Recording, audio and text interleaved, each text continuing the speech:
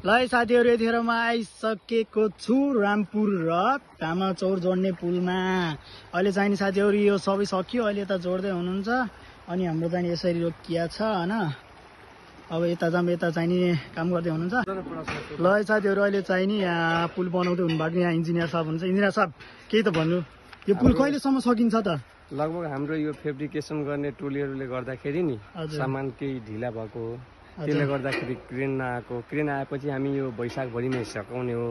यदि सामान आएन भने यो वैशाख भरि पनि सकिँदैन।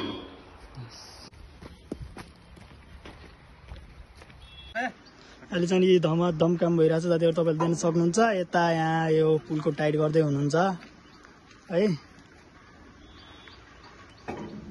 ल साथीहरु अहिले चाहिँ नि यो फलामको डन्डो राख्नु भएको छ। अब यो माथि यो राख्ने होला हैन, उता चाहिँ नि काम गरिरहँदै हुनुहुन्छ। अब यसलाई यो माथि राख्ने होला है सायद। अब यहाँ चाहिँ नि खनिन्न होला। ल साथीहरु यो चाहिँ नि त्यहाँ पुलमा राख्ने खाँबो यता पनि राख्दै हुनुहुन्छ। यो चाहिँ डोजरले उठाएर लिएर जानुहुन्छ, डोजर चाहिँ वहाँ छ। ल साथीहरु तपाईहरुलाई हाम्रो भिडियो कस्तो लाग्छ, के लाग्छ तपाईहरुले कमेन्टमा प्रतिक्रिया दिन चाहिँ नि नभुल्नु होला है त गाइज।